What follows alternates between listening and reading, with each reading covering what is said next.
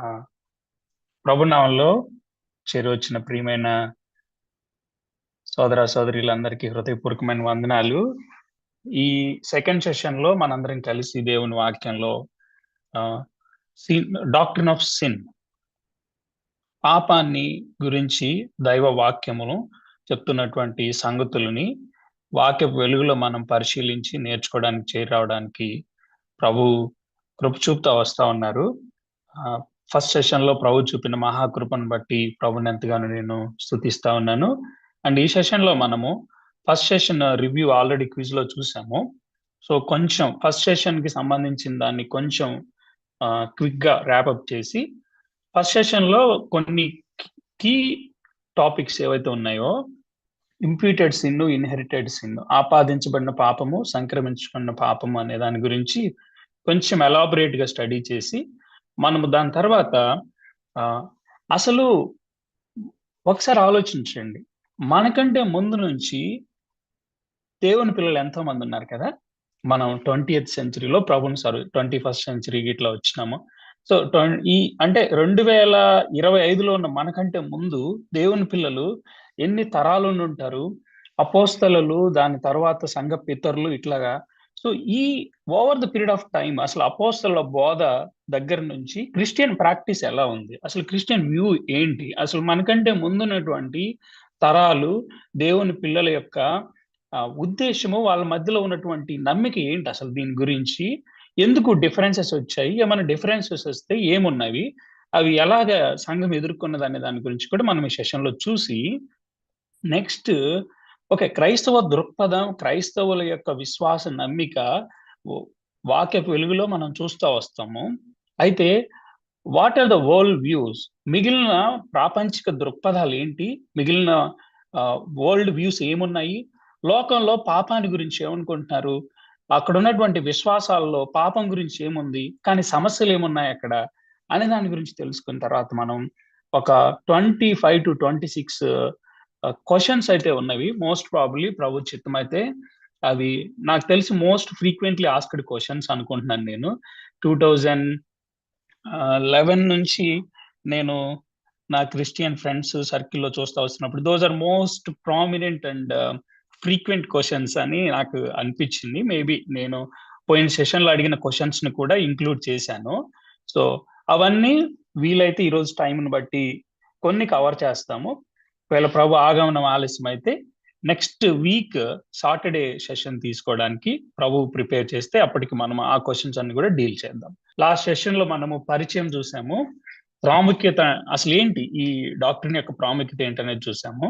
అసలు పాపం అంటే ఏమిటి, పాపం యొక్క పరివసనాలు ఏమిటి అనేది ఆదికాండం 3వ అధ్యాయాన్ని ప్రాపర్ గా మనము స్టడీ చేయడానికి, అందులో ఉన్న విషయాలు అర్థం చేసుకోవడానికి ప్రభు సహాయం చేశారు. తర్వాత పాపము, దాని సార్వత్రికత గురించి మనం చూసాం. ఒకవేళ పాపము అనే దాని గురించి మాట్లాడుతున్నప్పుడు ఆది దంపతులకు మాత్రమే పరిమితం అయితే, మరి పాపం ఏ విధంగా సార్వత్రికంగా వ్యాప్తి చెందుతూ వచ్చింది, సార్వత్రికంగా అది ఎందుకు ప్రతి జాతిని, ప్రతి మానవ చరిత్రలో ఉన్నటువంటి ప్రతి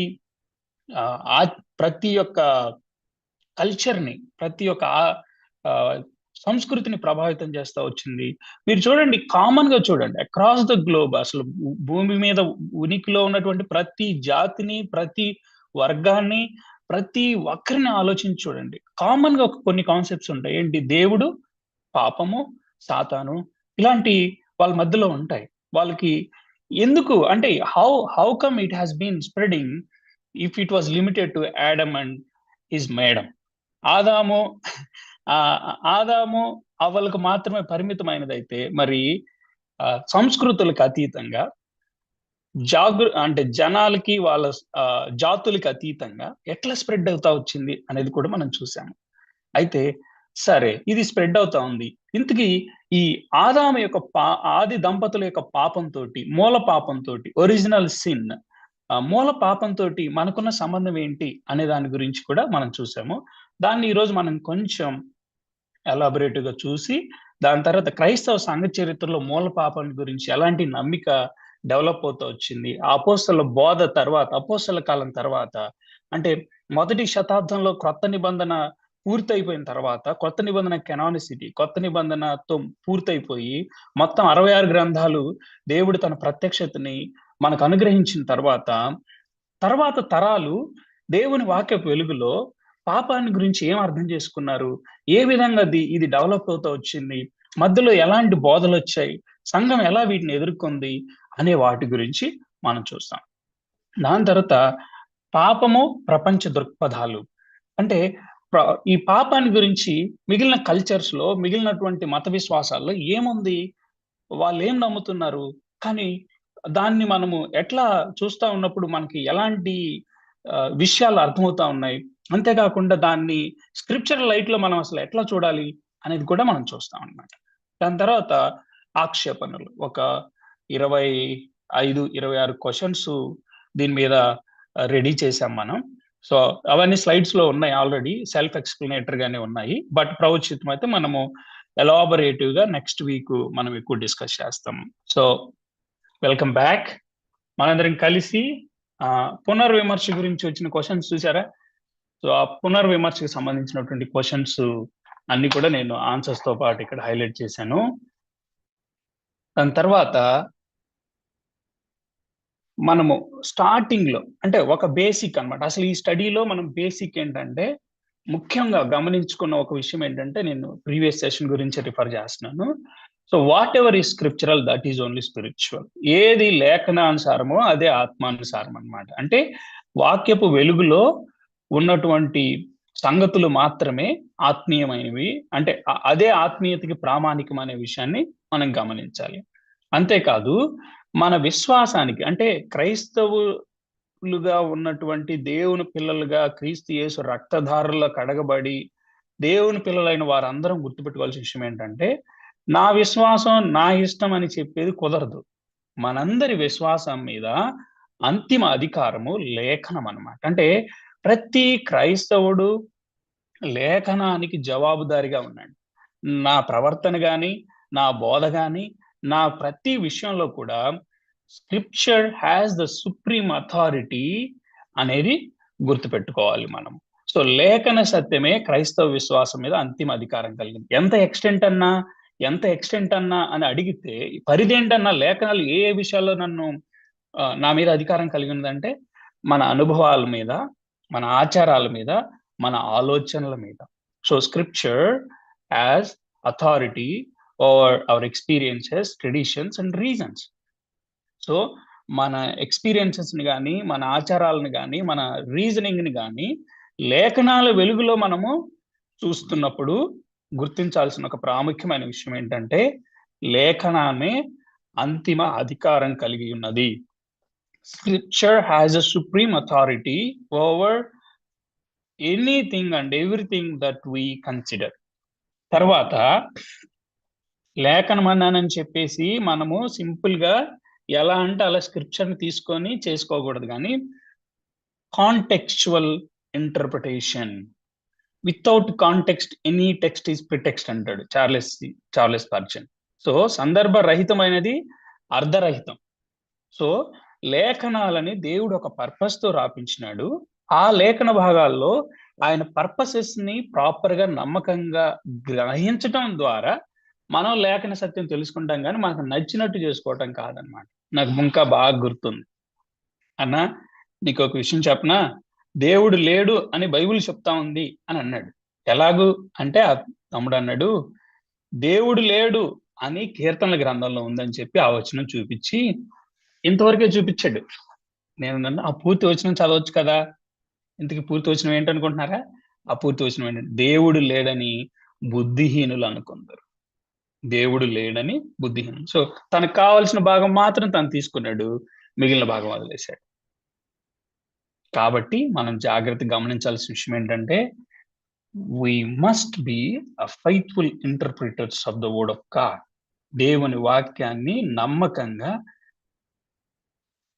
ఇంటర్‌ప్రిట్ చేసే, నమ్మకంగా అర్థాన్ని చెప్పేవారిగా, అర్థం చేసుకునేవారిగా ఉండాలి. మనకి నచ్చింది రుద్దకూడదు.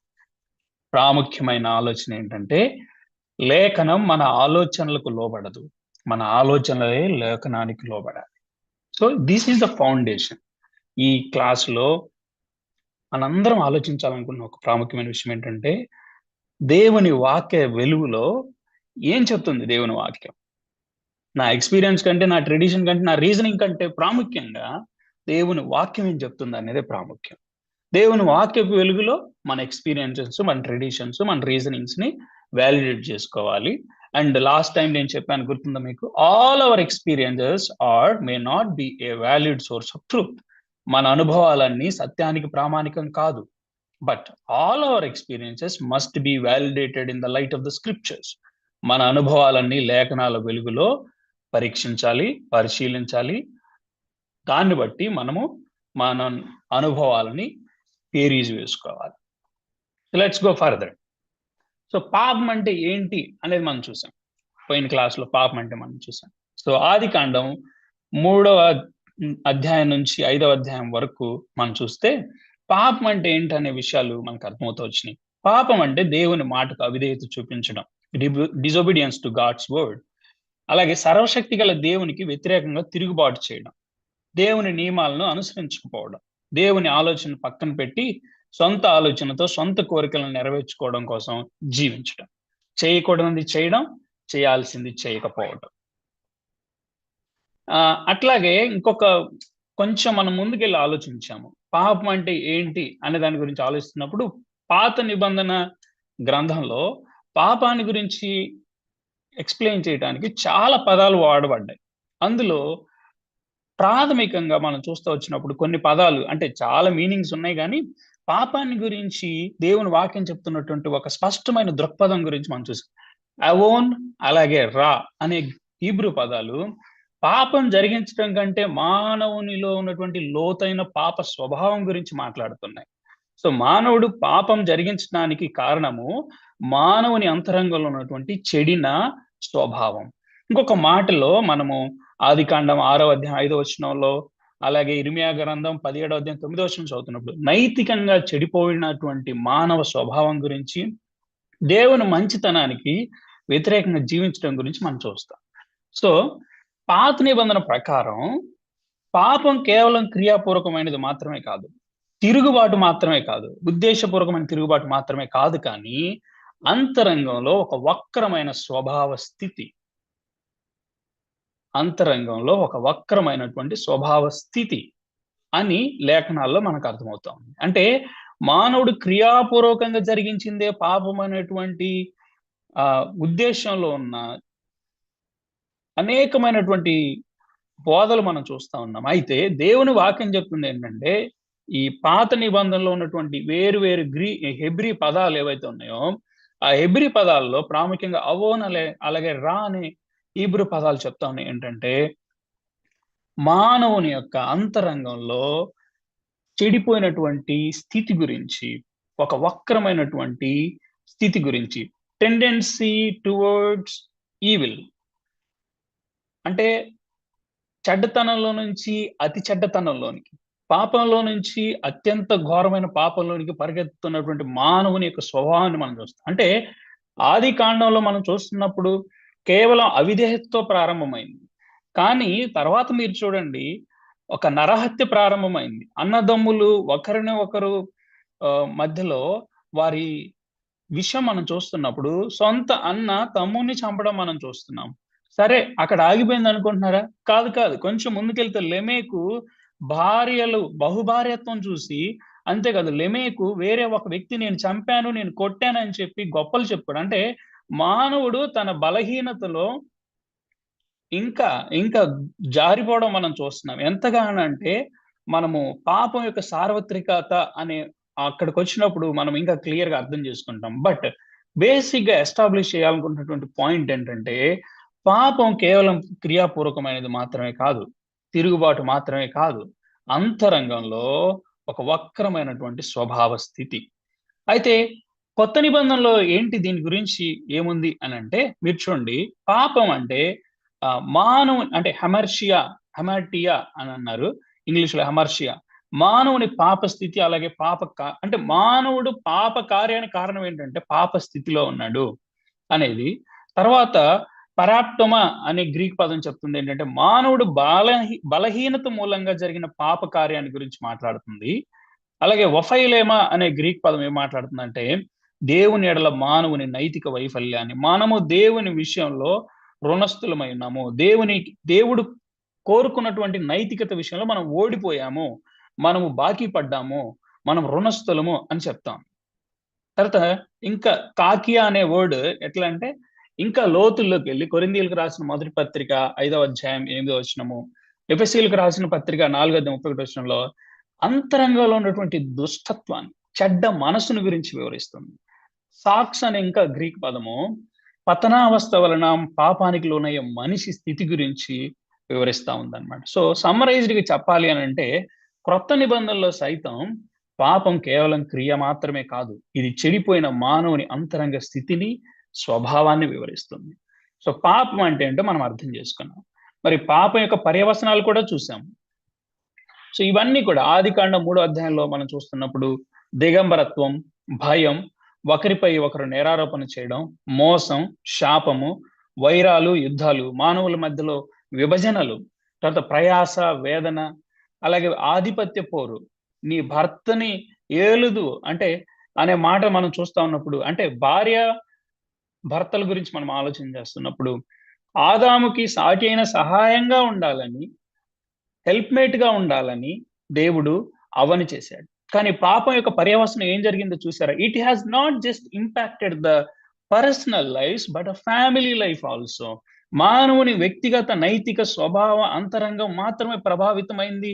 అక్కడ ఆగలేదు. పాపం ఎంత తీవ్రత రూపం దాల్చిందనంటే కుటుంబ జీవితాలు కూడా కొలాప్స్ అయిపోయాయి. అందుకనే నీ భర్తని ఏలుదువు అన్న మాటలు, అంటే నీ భర్త విషయంలో నువ్వు ఇలా ఉంటావు అంటే హెల్ప్‌మేట్‌గా, సహకారిగా ఉండవలసిన ఆమె ఇప్పుడు పోటీదారైంది. అంటే కాంప్లిమెంట్‌గా ఉండాల్సిన ఆమె ఇప్పుడు కాంపిటీషన్‌లోకొచ్చింది. ఇది కారణం ఏంటి అనంటే పాపం యొక్క పర్యవసనం అని మనం చూసాము. దుఃఖకరమైన జీవితం, మరణం, దేవుని సహవాసం నుండి వేరైపోవడం, దేవుని సన్నిధి నుండి వెళ్ళగొట్టబడటం, ఇవన్నీ కూడా ఆదాము, అవ్వల అవిధేయతకు, పాపానికి ఫలంగా పొందిన శిక్షా ఫలాలు. ఇప్పుడు క్వెషన్ ఏంటంటే how many sins did Adam commit? నేను లాస్ట్ టైం గుర్తు చేసిన మీకు గుర్తుండుంటే how many sins did Adam and his madam commit? ఆదాము అలాగే ఆయన భార్యగా ఉన్నటువంటి అవ్వ ఎన్ని పాపాలు చేశారు అని అంటే 1. అంటే పాపం విషయంలో దేవుడు ఎన్నటికీ ఎప్పటికీ రాజీ పడని దేవుడు. ఆయన స్టాండర్డ్స్ విషయంలో ఆయన ఎప్పుడు రాజీ పడని దేవుడు. ఇప్పుడు ఇవన్నీ కూడా ఒకని అవిధేయత మూలంగా అని మనం చూస్తున్నాం. పండు లోపలికి లేదో చేసింది కాదక్కడ. ప్రాథమికంగా ఏంటంటే అవిధేయత. సో ఇక్కడ అంటే ఇది కేవలం ఇది మనం చూస్తున్నప్పుడు కాన్సిక్వెన్సెస్ మనం చూస్తున్నాం కదా! ఇది కేవలం ఆదాము అవ్వలకు మాత్రమే పరిమితమైందా? మరి ఏం జరిగింది అనంటే అవిధేయతతో ప్రారంభమైంది. ఆదికాండం 4వ అధ్యాయానికి వచ్చేసరికి ద్వేషం, నరహత్య వచ్చింది. అలాగే 4వ అధ్యాయంలో మనం చూస్తున్నప్పుడు బహుభార్యత్వం, హింస ఇవన్నీ చూస్తున్నాము. తర్వాత 6వ అధ్యాయానికి మనం వచ్చినప్పుడు భూలోకం అంతా కూడా బలాత్కారంతో నిండి ఉండిన అని చదువుతాం. ఇదేంటి ఆదాము అవ్వలతోటి పరిమితమైపోయి ఆదాము అవ్వలకి మాత్రమే ఒకవేళ పరిమితమైతే భూలోకం అంతా ఎందుకు బలాత్కారము, హత్యలు, లైంగిక వికృతి, అహంకారం, హింసతో నిండిపోయింది. సరే దేవుడు ఏం చేశాడు? జలప్రళయం తీసుకొచ్చాడు. జలప్రళయం ఏం చేసిందనంటే పాపాన్ని తుడిచివేయలేదు కానీ మానవుని భ్రష్టత్వాన్ని బహిర్గతం చేసింది. అంటే 8 మందితో తిరిగి ప్రారంభమైనటువంటి ఈ హ్మ్, ప్రపంచం అంతా కూడా మళ్ళా జలప్రళయం తదుపరి తరాలు ఎలా ఉన్నాయి? ఆదికాండం 11వ అధ్యాయంలో మనం చూస్తే మనం దేవుని యొద్దకు ఎక్కిపోదాం అని చెప్పి మానవుని యొక్క గర్వం. తర్వాత ఇంక చూడండి ఆదికాండం 11వ అధ్యాయము తర్వాత ఇంక మనం చూస్తున్నప్పుడు 12వ అధ్యాయము తర్వాత నుంచి కూడా మనం చూస్తున్నప్పుడు కొన్ని ప్రాముఖ్యమైనటువంటి ఘట్టాలు మానవుని యొక్క భ్రష్టత్వాన్ని ఎక్స్‌పోజ్ చేస్తా రావడం మనం చూస్తాం. ఇప్పటి తరంలో కూడా ఉన్నాయి ఎందుకు? అంటే ఆదాము, అవ్వలు ఆదాము, అవ్వల దగ్గర ప్రారంభమైనటువంటి ఈ పర్యవసనాలు అంటే దిగంబరత్వం. వారు భార్యాభర్తలు ఒకప్పుడు లేదు. కానీ ఇప్పుడు ఒక డిఫరెంట్ పర్స్‌పెక్టివ్‌లో ఒకళ్ళనొకళ్ళు ట్రీట్ చేస్తున్నారు. భయం, ఒకరి మీద ఒకరికి నేరారోపణ చేయడం, మోసం, శాపం, యుద్ధాలు, వర్గాలుగా విడిపోయాం మనం అందరం. లోకంలో చూస్తున్నప్పుడు అందరూ విడిపోయి ఉన్నారు. ఆధిపత్య పోరు, ప్రయాస, దుఃఖకరమైన జీవితం, మరణం, దేవుని సహవాసము, దేవుని సన్నిధి నుంచి పూర్తిగా వేరైపోయాం గదా! ఇప్పటికి కూడా ఆ కాన్సిక్వెన్సెస్ ఎందుకున్నాయి? సో తోటలో ప్రారంభమైన తిరుగుబాటు ఫలితాలు నేటికి ఎందుకు కొనసాగుతున్నాయి? ఆది ఆదాము అవ్వల పాప శిక్ష ఫలాన్ని ప్రతి మానవుడు ఎందుకు అనుభవిస్తున్నాడు? జాతులు, భాషలు, సంస్కృతులకు అతీతంగా పాపం మరియు దాని శిక్ష ఎందుకు ప్రతి చోట కనిపిస్తున్నాయి? అంటే మనం అర్థం చేసుకోవాల్సింది అంటే ప్రాముఖ్యమైన ప్రశ్న, ఆదాము చూపింది ఒక్క అవిధేయత. కానీ దాని ఫలితం సమస్త మానవ జాతిపై ఎందుకు పడింది? ఎందుకు అనంటే ఆ ఆదాము ఆదాము ఆదాము కేవలం ఒక వ్యక్తి కాదు. ఆయన ఒక ప్రతినిధి. ఆయన ఒక ప్రతినిధిగా ఉన్నాడు. సో, అతడు సమస్త మానవ జాతికి ప్రతినిధిగా కనబడతాం. సో, దేవుడు ఆదాముతో చేసిన నిబంధన అతని సంతానాన్నంతటిని ప్రభావితం చేసింది. సో, నీవు వాటిని తిని దినమున నిశ్చయంగా చచ్చెదవని నరునికి ఆజ్ఞాపించాడు కదా! సో, అక్కడేంటంటే ఆదాము ఒక్కడు కాదు. ఆదాములో ఉన్నటువంటి మానవ జాతి అంతటి గురించి మాట్లాడుతా ఉన్నాడు. సో, ఇదే విషయాన్ని రోమాపత్రిక 5వ అధ్యాయం 12-21 వచనాల్లో కూడా మనం చూస్తాం. అలాగే పాపం, మరణం ఎలా సార్వత్రికమయ్యాయి? ఎందుకనంటే, ఒక మనుష్యుని ద్వారా పాపము, పాపం ద్వారా మరణము లోకంలో ప్రవేశించును అని మనం చూస్తున్నాం. అంటే పాపం చాలా మంది చేసే పనుల వల్ల కాదు. ఒక వ్యక్తి చేసిన కార్యం వల్ల ఇదంతా కూడా స్ప్రెడ్ అయిందని మనం చూస్తున్నాం. సో, మనం ఒకవేళ ఆలోచన చేస్తే అంటే ఇదంతా మనం పోయిన క్లాస్‌లో చాలా డీటెయిల్‌గా స్టడీ చేసాం. నేను కొంచెం ముందుకెళ్తున్నాను. కొంతమంది ఏమంటారంటే, "అన్న ఆదికాండం 5వ అధ్యాయంలో అనేకులని రాసాడు. కాబట్టి అందరు కాదన్నాడు." కానీ ఇక్కడ ఉన్నటువంటి గ్రీక్ పదాన్ని మనం ఆధారం చేసుకొని మనం చూస్తే 2 వర్గాల గురించి మాట్లాడుతున్నాడు. ఆది ఆదాము కింద ఉన్నటువంటి మానవాళి, అలాగే కడపటి ఆదాము అయినటువంటి క్రీస్తు యేసునందు ఉన్నటువంటి మానవాళి. 2 వర్గాల గురించి మాట్లాడుతాం. ఇందులో ఉన్నారు. ఇందులో ఉన్నారు. ఇందులో హాఫ్ అన్నట్లు మనం చేస్తే ఫుల్ అవుతది గదా! అట్లాగా నేను జస్ట్ ఒక ఎగ్జాంపుల్ ఇస్తున్నా. ఐయామ్ నాట్ సేయింగ్ హాఫ్ అంటే నిజంగా అలా ఉన్నారని నేను చెప్పట్లేదు. బట్ నేను ఒక ఎగ్జాంపుల్ ఇస్తున్నాను. ఏంటంటే, ఇప్పుడు ఇందులో ఒక వర్గం ఉన్నారు. సో, ఆదాము ద్వారా పతనమైనటువంటి మానవ జాతిని మనం చూస్తున్నాము. ఆదాము అవిధేయత ద్వారా పాపం ప్రవేశించటము, మరణం రాజ్యం వెళ్ళటం మనం చూస్తాం. కానీ కడపటి ఆదామైనటువంటి క్రీస్తు యేసు ప్రభువారు నూతన సృష్టికి శిరస్సుగా ఉండి, తన విధేయత ద్వారా శిలువ మరణం పొందినంతగా ఆయన విధేయత చూపి, నీతి, న్యాయాన్ని అలాగే నీతిమంతులుగా మనల్ని మార్చడంతో పాటు జీవాన్ని మనకు అనుగ్రహించినట్లుగా మనం చూస్తాం. సో, ఇక్కడ మనం కొంచెం ఎక్కువ టైం తీసుకోబోతున్నాం. సో, ఇప్పుడు ఆదాము అవ్వల పాపంతోటి నాకేం సంబంధం అనంటే, వాక్యం చెప్తా ఉన్న ఒక స్పష్టమైన సంగతి ఏంటంటే అండి, ఆదాముతోటి ప్రతి ఒక్కరికి వ్యక్తిగత సంబంధం ఉంది. ఆదాము, షేతు, ఎనోషు, దావీదు, నా ఫాదరు నేను, నా తండ్రి నేను. సో, ఆదాముతో డైరెక్ట్ లింక్ ఉంది. దాన్ని ఏమంటారనంటే, ఇప్పుడు ఆదాము నా ప్రతినిధి కాబట్టి, ఇప్పుడు ఆదాము పాపం నాకు ఆపాదించబడింది. Imputed sin. తరతరంగా కాకుండా ప్రతి వ్యక్తికి నేరుగా ఆపాదించబడింది. ఆదాము యొక్క పాపము, దాని పర్యవసనాలు మనం చూస్తున్నప్పుడు ఎందుకు మనం కూడా కాన్సిక్వెన్సెస్ ఫేస్ చేస్తున్నాం ఈ రోజు అనంటే, because the Adam sin is imputed on us. ఆదాము యొక్క పాపము మన మీద ఆపాదించబడినట్లుగా మనం చూస్తున్నాం. తర్వాత ఇది ప్రాముఖ్యంగా అర్థం చేసుకోవాల్సిన విషయం ఏంటంటే, ఆదాములో ఉన్నటువంటి దోష స్థితి, మనం ఇప్పుడు దేవుని ఎదుట దోషులుగా బోన్‌లో నిలబడ్డం కారణం ఏంటంటే, ఆదాము మన ప్రతినిధిగా ఉన్నాడు. మన రాజు ఓడిపోయాడంటే ఇంక రాజ్యం అంతా ఏమైనట్టు? బై ద వే మొన్న ఇండియా క్రికెట్ పాకిస్తాన్ మీద గెలిచింది. నేను పాకిస్తాన్ మీద గెలిచిందని చెప్పాలా? లేకపోతే పాకిస్తాన్ నుంచి వచ్చినటువంటి 12 మీద ఇండియా గెలిచిందని చెప్పాలా? ఆ 12 మంది ఆ దేశం మొత్తం ప్రతినిధులు. లేకపోతే సారీ 11 మంది కదా క్రికెట్ ఆడేది. సో, 16 మంది హోల్ టీమ్ తీసుకుంటే, సో, ఆ 11 మంది మీద నేను గెలిచానని చెప్పుకోవాలా? లేకపోతే హోల్ పాకిస్తాన్ మీద గెలిచానని చెప్పుకోవాలా? So, they are representatives. So, దీని గురించి మనం స్టడీ చేయబోతున్నాం డీటెయిల్‌గా ఈరోజు. తర్వాత సంక్రమించిన పాపం గురించి మనం చూస్తున్నాం. అంటే ఆదాము గురించి మనం చూస్తున్నప్పుడు, పతనమైన తర్వాత ఆదాము వంశావళి గురించి రాస్తూ ఆదికాండం 5వ అధ్యాయం 3వ వచనంలో, ఆదాము 130 ఏండ్లు బ్రతికి తన పోలికగా తన స్వరూపమున కుమారుని కని అతనికి షేతు అని పేరు పెట్టెను. అంటే ఆదాము, షేతు నుంచి ఎనోషు నుంచి తరతరాలొచ్చాయి. నా తండ్రి నేను. సో, ఇది మనం చూస్తున్నప్పుడు ఆదాము పోలిక, ఆదాము స్వరూపం అంటే దేవుని పోలికలో, దేవుని స్వరూపంలో చేయబడినటువంటి ఆదాము ఇప్పుడు కరప్ట్ అయిపోయినాడు. అవిధేయత ద్వారా ఆదాము దేవుని అంటే ఆ స్వభావం కరెక్ట్ అయిపోయింది. ఒక మాటలో చెప్పాలంటే పతనమైంది.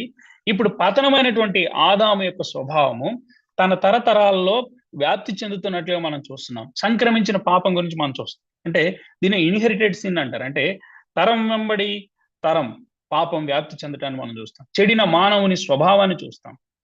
సో ఈ విషయాలు మనం డీటెయిల్‌గా ఈరోజు చూడబోతున్నాం ప్రాముఖ్యంగా. సో ఆపాదించబడిన పాపం, ఇంప్యూటెడ్ సిన్ గురించి మనం మాట్లాడితే చూడండి, రోమాపత్రిక 5వ అధ్యాయం 18-19 వచనాలు. ఇట్లుండగా ఆగాలి. ఇట్లుండగా అన్నాడు. ఎట్లుండగా అంటే పై వచనాలు మనకు చదివితే మనకు అర్థమవుతుంది. ఎట్లుండగా అని అంటే ఈ పై వచనాలు, ఈ 5 అధ్యాయాలంతా కూడా యేసుక్రీస్తు ప్రభువు వారి శిలువ యాగం ద్వారా మనం ఏం పొందాము, కానీ మనం ఎలాంటి వాళ్ళమై ఉన్నాము ఒకప్పుడు, కానీ ఇప్పుడు ఏం పొందాము. ఒకప్పుడు మనం బలహీనులుగా భక్తిహీనులుగా అయి ఉన్నాము, కానీ మనమంతా మానవాళి అంతా కూడా బలహీనులు భక్తిహీనులు అయి ఉండగా ఒక మనుష్యుని మరణము ద్వారా, ఒక మనుష్యుని విధేయత ద్వారా, క్రీస్తు యేసు ప్రభు వారి యొక్క మరణము విధేయత ద్వారా బలహీనులు భక్తిహీనులు ఇప్పుడు దేవుని పిల్లలయ్యారు. ఇంకా తర్వాత ఏమంటాడంటే, అంటే ఏం డెవలప్ చేస్తున్నాడు మెసేజ్ రోమపత్రిక 5వ అధ్యాయంలో అంటే, ఆయన చూపిన ఒక విధేయత కార్యము, ఆయన యందు విశ్వాసం ఉంచినటువంటి మానవాళి అంతటి మీద, ఎవరందరైతే క్రీస్తు యేసు ప్రభునందు విశ్వాసం ఉంచుతారో వారందరి మీద ఎలాంటి ఇంపాక్ట్ చూపించింది. ఆయన ప్రాతినిధ్యంలోకి వచ్చినటువంటి మానవాళికి, ఆయన శిరసత్వం క్రిందకి వచ్చినటువంటి మానవాళికి ఎలాంటి భాగ్యం దొరికిందనేది చెప్తున్నాడు. దాన్ని మనం డీటెయిల్‌గా చూద్దాం. సో ఇట్లుండగా ఒక మనుష్యుని ద్వారా పాపము ద్వారా మరణమును లోకంలో ఎలా ప్రవేశించెనో, అలాగనే మనుషులందరూ పాపం చేసినందున మరణము అందరికిని సంప్రాప్తమాయెను. కాబట్టి తీర్పు ఒక్క అపరాధం మూలమున వచ్చినదై మనుషులకందరికిని శిక్షావిధి కలుగుటకు ఎలాగూ కారణమాయెనో, అలాగే ఒక్క పుణ్య కార్యం వలన కృపాదానము మనుషులకందరికిని జీవప్రదమైన నీతి విధింపబడుటకు కారణమాయెను. ఏలయనగా ఒక మనుష్యుని అవిధేయత వలన అనేకులు పాపులుగా ఎలాగూ చేయబడ్డారో, అలాగే ఒకని విధేయత వలన అనేకులు నీతిమంతులుగా చేయబడుదురు.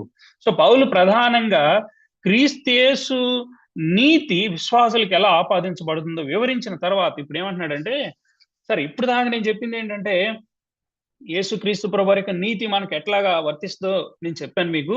ఇప్పుడు మీరు నన్ను అడగొచ్చు లాజికల్ గా ఇది ఎలా అప్లై అవుతుంది అని అంటే, ఆ లాజికల్ థింగ్ ని ఇప్పుడు ఎక్స్ప్లెయిన్ చేస్తున్నాడు. తదుపరి తార్కిక కోణంలో తాను ముందు చెప్పినటువంటి విషయాలను ఇప్పుడు సమర్థించడం చూస్తాం.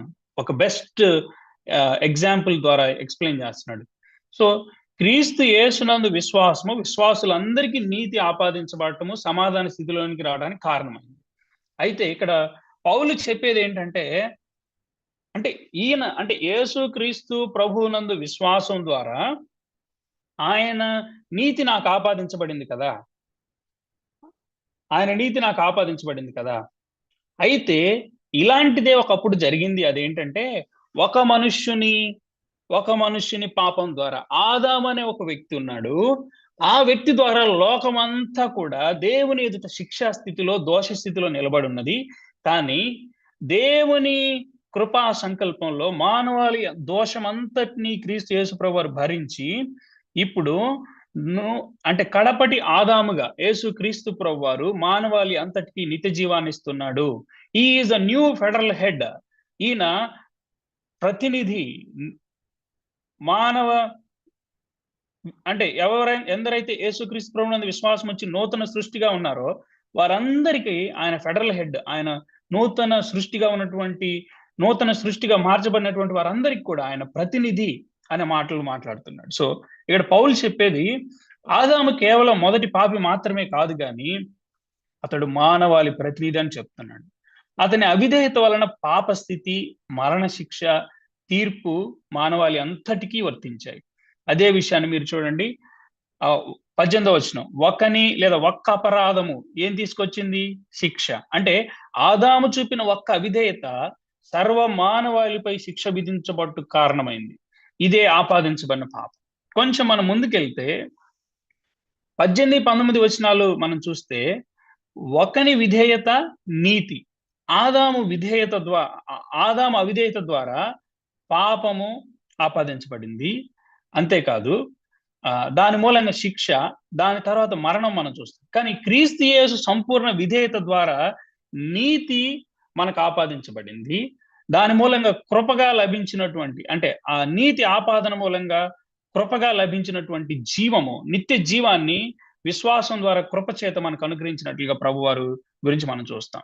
సో ఇప్పుడు రోమపత్రిక 5వ అధ్యాయం 6-11 వచనాల గురించి మనం చూస్తే, మన స్థితి బలహీనులుగా, భక్తిహీనులుగా, శత్రువులుగా ఉన్నాం. మనము బలహీనులుగా, భక్తిహీనులుగా, శత్రువులుగా ఉన్నాము. కానీ ఆయన మరణం ద్వారా ఇప్పుడు మన స్థితి మారింది.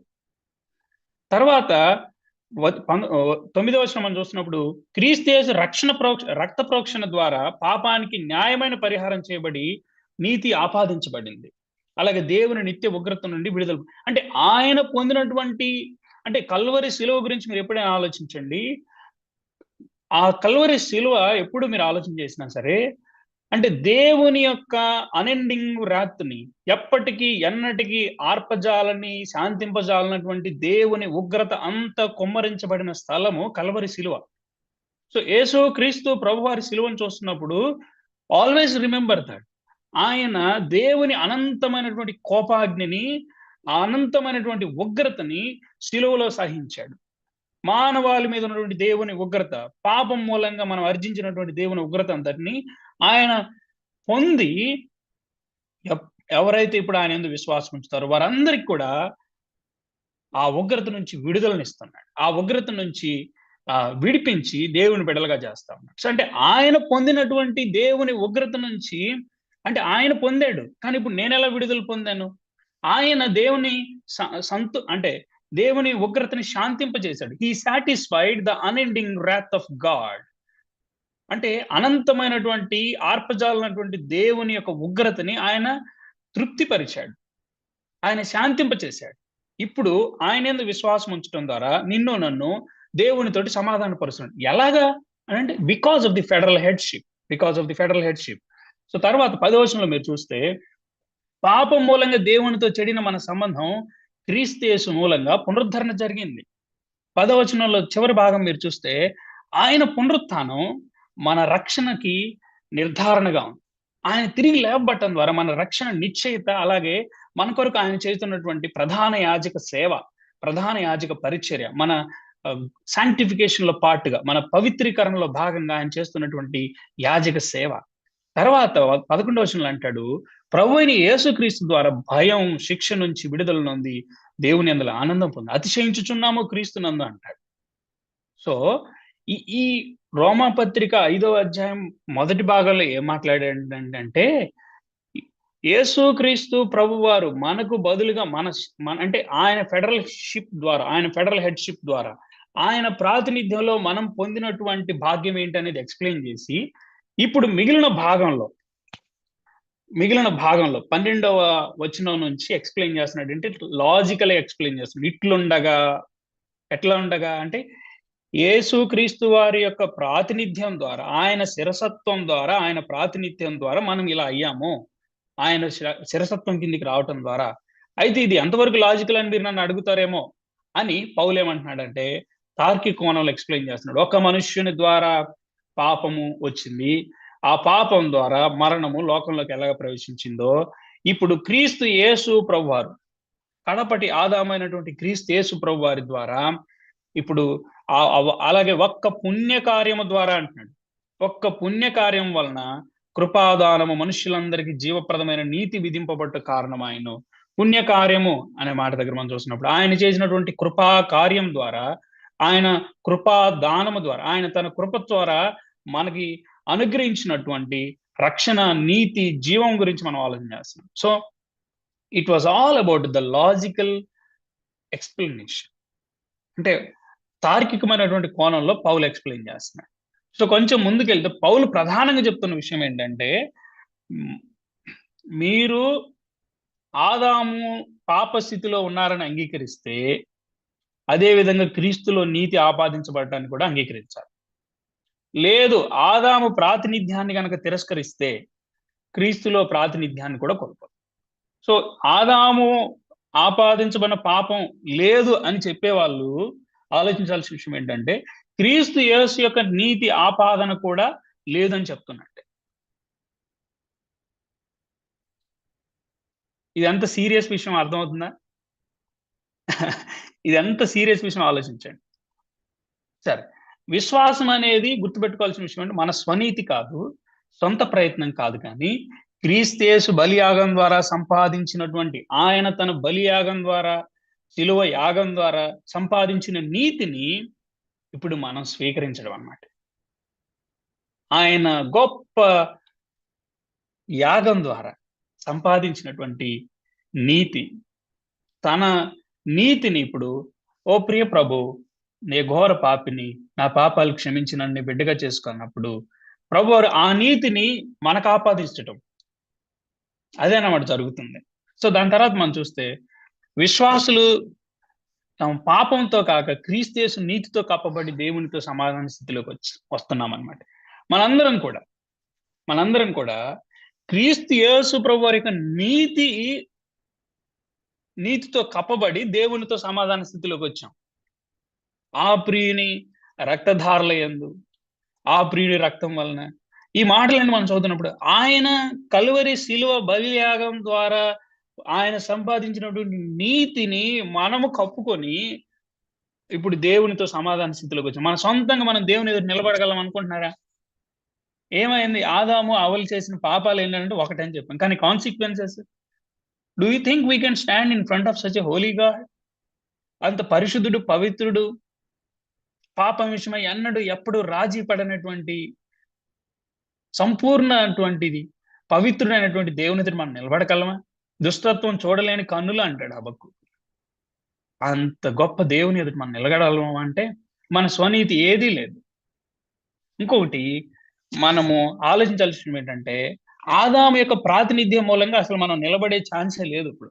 అయితే క్రీస్తు యేసు ప్రభువారి యొక్క కృపా దానం మూలంగా జీవాన్ని, సత్యాన్ని మన జీవితాల్లో ప్రభు మనకు అనుగ్రహించి మనల్ని దేవునితో సమాధాన స్థితిలోకి తీసుకొచ్చినాడు.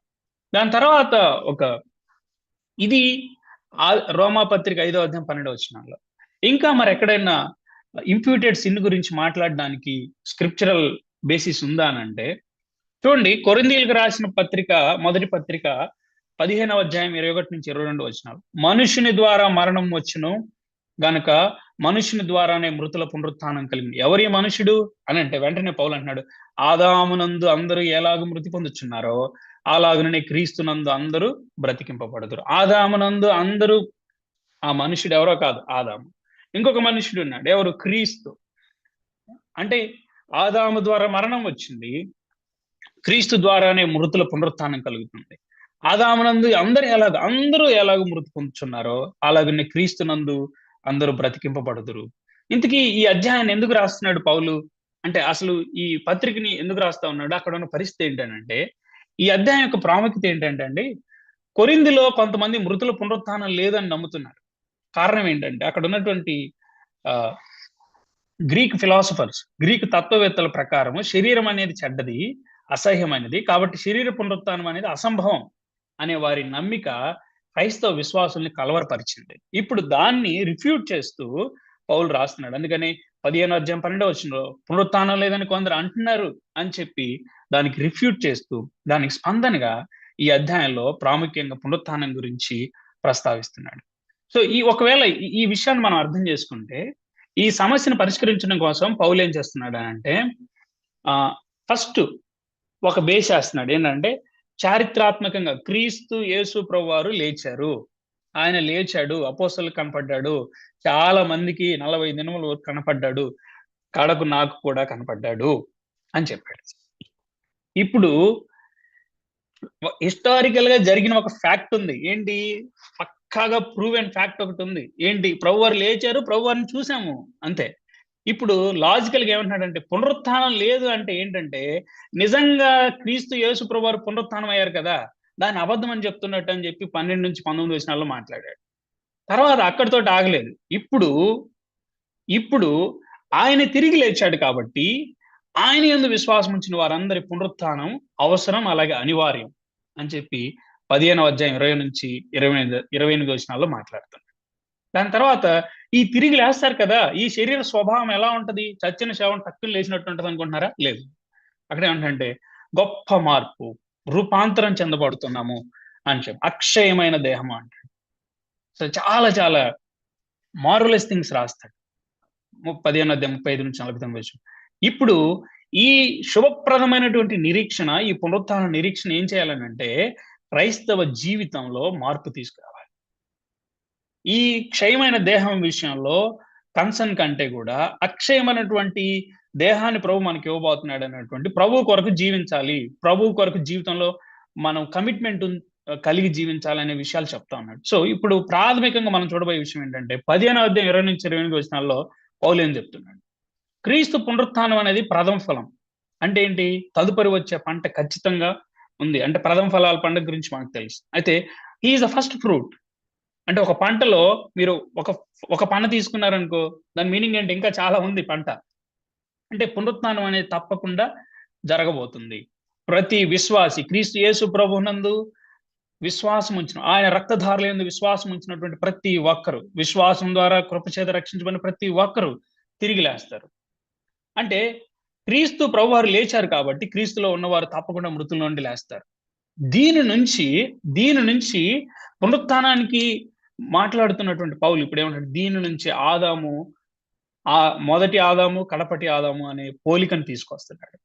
సో ఈ ఈ యొక్క 21-22 వచనాలు పౌలు చెప్తున్నటువంటి లాజికల్ పునరుత్థానానికి, అంటే ఒక మనుషుని ద్వారా మరణం వచ్చింది అంటున్నాం కదా, మరి ఈ పునరుత్థానం ఎలా మనుషులకు సంప్రాప్తిస్తుందనంటే ఒక మనుష్యుడు క్రీస్తు యేసు అన్నటువంటి సంపూర్ణ దైవ మానవుడు, ఆయన ద్వారా మనకి పునరుత్థానం వస్తుంది అని చెప్తున్నాడు.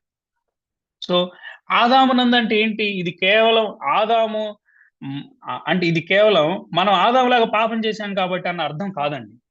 ఇక్కడ మెయిన్ ఏంటంటే వారసత్వ సంబంధం మాత్రమే కాదు, కేవలం నైతిక ప్రభావం మాత్రమే కాదు, కానీ ప్రాతినిధ్య సంబంధం ఇది. ఆదాము ప్రతినిధిగా ఉండి మరణాన్ని తీసుకురాగా, క్రీస్తు యేసు ప్రభువు వారు మన ప్రతినిధిగా ఉండి పునరుత్థానాన్ని, జీవాన్ని, నిరీక్షణని, నిత్య జీవాన్ని విశ్వాసులకు అనుగ్రహించాడు, నిత్య నిరీక్షణ ఇచ్చాడు అని చెప్పి పౌలు చెప్తున్నాడు. అంటే ఆదాము మానవ జాతి ప్రతినిధి, అలాగే నిబంధన శిరస్సు, కోవెనెంటల్ హెడ్ అంటారు.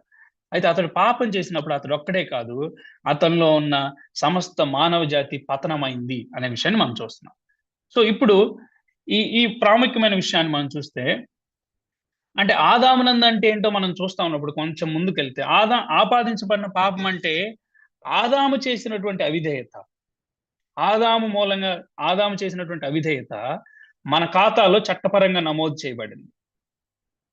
మన ఖాతాలో చట్టపరంగా అంటే జ్యుడిషియల్ గా, లీగలిస్టిక్ గా మనం కూడా మన ప్రతినిధిని బట్టి ఇప్పుడు మనము కూడా మరణానికి ప్రాప్తులమయ్యాం. సో అదే విషయాన్ని ఇక్కడ 3 విషయాలు చెప్తున్నాడు. 3 విషయాలు కలిగి ఉంటుంది. ఏంటంటే, ఒకటి న్యాయపరమైన ఆపాదన, లీగల్ ఇంప్యుటేషన్ ఉంది. ఆదాము చేసిన తప్పుకు తీర్పు సమస్త మానవాళికి వచ్చింది. తర్వాత సిన్ఫుల్ కండిషన్, పాప స్థితి, మనము పాప స్వభావంతో పుడతాము. తర్వాత మరణాధికారంలోకి వెళ్ళాడు ఆదాము, మరణాధికారంలోకి వెళ్ళాడు. ఇప్పుడు మరణం అందరికీ వస్తుంది, ఇది పాపానికి సంబంధించి. ఏంటండి నాకు ఆదాముకున్నటువంటి సంబంధం ఏంటి అనంటే, death is a direct relationship and direct proof that we have something that we share with Adam, and we are one of the victims అనకూడదు, కానీ మనము ఆదాములో మనం కూడా భాగస్థులమై ఉన్నామని చెప్పడానికి మరణం ఒక సాక్ష్యం అన్నమాట. ఎందుకు మరణం అని అంటే, ఆదాము యొక్క శిరసత్వంలో భాగంగా మరణం అనేది వర్తించమని చూస్తాం. సో ముఖ్యమైన విషయం ఏంటంటే, పౌలు కొరింథీయులకు రాసిన పత్రిక, మొదటి పత్రిక 15లో అందరూ ఎలాగ మృతి పొందుతున్నారు అని చెప్తున్నాడు. అందరూ అన్నాడు. శిశువులు కూడా మరణిస్తున్నారు. వారు వ్యక్తిగత పాపం చేయక ముందే మరణిస్తే, మరణం యొక్క మూలం వ్యక్తిగత పాపం కాదండి, ఆదాములో ఉన్న మానవుని స్థితి. ఇదే ఆపాదించబడిన పాపానికి సాక్ష్యం. సో అందరూ ఎలాగ మృతి పొందుతున్నారు అంటే పిల్లలు పాపం చేశారు కాబట్టి చనిపోతున్నారు అనేది చెప్పట్లేదు. మరణం ఎందుకు వస్తుంది అని అంటే, మరణం యొక్క మూలం ఆదాములో ఉంది. మూల పాపం ద్వారా ఆదాములో మనము దోష స్థితిలో ఉన్నాం కాబట్టి మరణం అనేది ప్రతి ఒక్కరికి ఆపాదించబడింది, మరణం అనేది ప్రతి ఒక్కరికి వ్యాప్తి చెందుతుంది అనేది చూస్తుంది. ఇది ఆపాదించబడిన పాపానికి సాక్ష్యం. అంతేత క్రీస్తునందంటే ఏంటి? మరి క్రీస్తునందంటే ఏంటి? ఇది కూడా మనం క్రీస్తులాగా మంచి పనులు చేస్తే బ్రతుకుతామని కాదండి. క్రీస్తుతో ఐక్యత, క్రీస్తు యేసు ప్రభునందు విశ్వాసం ద్వారా, కృప చేత, కృప ద్వారా విశ్వాసం మూలంగా మనం రక్షించబడతాం చూసారా? ఆయన జీవంలో మనము పాలుభాగస్తులం అవుతున్నాం. ఆయన విజయం కూడా మనకు వర్తిస్తుంది అని చెప్తున్నాడు. సో, అంటే పౌలు చెప్పిన లాజిక్ ఏంటంటే, ఆదాములో సంబంధం మరణ స్థితి అయితే, క్రీస్తులో సంబంధం పునరుత్థానం అని చెప్తున్నాడు. సో, ఇక్కడ ఇంప్యూటెడ్ సిన్, ఇంప్యూటెడ్ రైచియస్‌నెస్, ఆపాదించబడినటువంటి పాపము, ఆపాదించబడిన నీతి అనే జంట ఆలోచన పౌలు రచనల్లో ఉంది. సో, ఎవరైనా ఆపాదించబడిన పాపం తిరస్కరిస్తే, వారు ఆపాదించబడిన నీతిని కూడా తిరస్కరించాల్సి వస్తుంది. ఎందుకంటే, పౌలు ఒకే లాజిక్‌లో, మీరు రోమపత్రిక 5వ అధ్యాయంలో, కొరింథీయులకు రాసిన మొదటి పత్రిక 15వ అధ్యాయంలో ఇవే చూస్తారనమాట. సో, దీని తర్వాత ఇంకొక, అంటే ఇంకొక స్క్రిప్చరల్ బేస్డ్‌గా మనం చూస్తున్నప్పుడు, హెబ్రీ పత్రిక 7వ అధ్యాయం 10వ వచనంలో, ఏలయనగా మెల్కీసెదెకు అతని పితరుని కలుసుకొనినప్పుడు లేవి తన పితరుని గర్భంలో ఉండెను. ఇది యాక్చువల్‌గా ఆపాదించబడిన పాపం గురించి కాదండి. ఇక్కడ కాంటెక్స్ట్ అసలు ఆపాదించబడిన పాపం గురించి కానే కాదు. కానీ పౌలు రోమా పత్రిక 5లో వాడినటువంటి ప్రాతినిధ్య, లేకపోతే ఫెడరల్‌షిప్, ప్రాతినిధ్యత్వం అని ఏదైతే ఉందో, దాని గురించి, ఆ భావానికి ఒక సిద్ధాంతపరంగా దగ్గరగా ఉన్నటువంటి ఒక ఉదాహరణ కాబట్టి నేను మీకు చెప్తున్నాను. ఏంటంటే, హెబ్రీ పత్రిక 7వ అధ్యాయం 10లో ఆపాదించబడిన పాపం గురించి కాదు గానీ, అంటే శిరసత్వాన్ని గురించి, ప్రాతినిధ్యాన్ని గురించి మాట్లాడుతున్నాడు. ఎట్లాగా? మెల్కీసెదెకు అతని పితరుని కలుసుకున్నప్పుడు, అంటే మెల్కీసెదెకు అబ్రాహామును కలుసుకున్నప్పుడు, లేవి అబ్రాహాము గర్భంలో ఉండెనన్నాడు. అబ్రాహాముకి ఎవరు? ఇస్సాకు కదా వారసుడు. ఇస్సాకు వారసుడెవరు? యాకోబు, ఏశావులు కనపడుతున్నారు. యాకోబు కొడుకు కదా లేవి. మరి అబ్రాహాము గర్భంలో ఎలా ఉన్నాడు?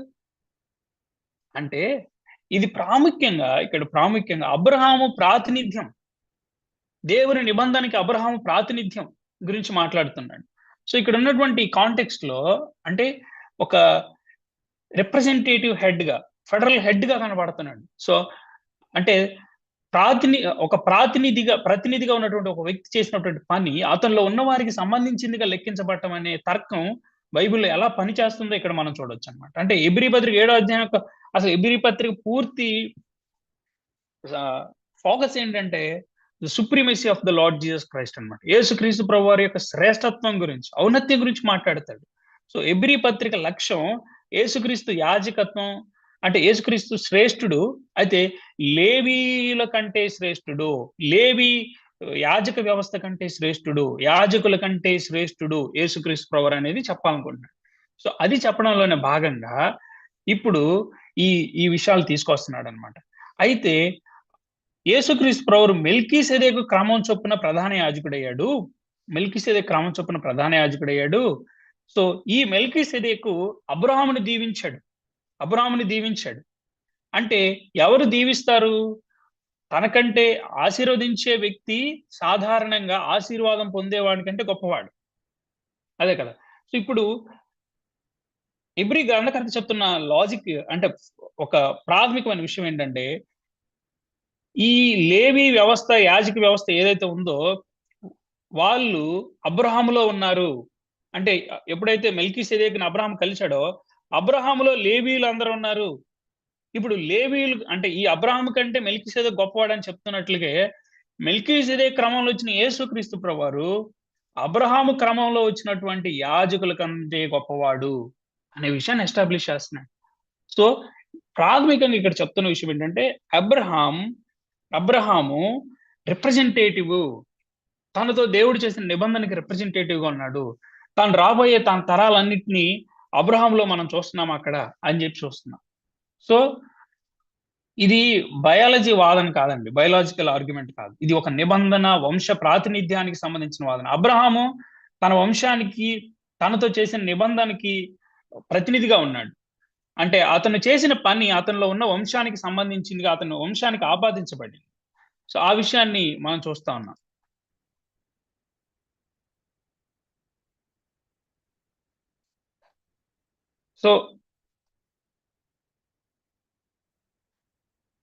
సో, హెబ్రీ పత్రిక 7వ అధ్యాయం 10లో రచయిత ప్రాతినిధ్య సూత్రాన్ని చూపిస్తున్నాడు. నేను ముందే చెప్పాను. ఇది ఇది ప్రాముఖ్యంగా ఆహ్, యేసుక్రీస్తు ప్రభువారు ఎంత గొప్పవాడో అని చూపించడానికి రాయబడింది, కానీ ఆపాదించబడిన పాపం గురించి కాదు. కానీ ప్రాతినిధ్య సూత్రం అనేది ఇక్కడ మనం చూస్తామన్నమాట. సో అబ్రహాము చేసింది అతని సంతానానికి సంబంధించిందిగా లెక్కించబడుతుంది. ఇదే విధంగా రోమాపత్రిక 5లో, కొరింథీయులకు రాసిన మొదటి పత్రిక 15లో ఆదాము చేసిన అపరాధం అతనిలో ఉన్న మానవ జాతికి సంబంధించి తీర్పుకు కారణం అవుతుంది. అలాగే క్రీస్తు యేసు విధేయత ఆయనలో ఉన్న వారికి నీతిగా లెక్కించబడుతుందనే సూత్రము ప్రాథమికంగా మనం చూస్తున్నాం. ఇంకా ప్రాతినిధ్యం గురించి కనుక మనం చూస్తే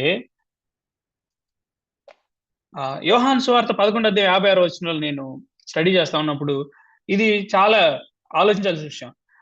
మన జనమంతయు నశింపుకున్నట్లు ఒక మనుషుడు ప్రజల కొరకు చనిపోవడం మీకు ఉపయుక్తమని మీరు ఆలోచించుకున్నారు అని వారితో చెప్పిన. అంటే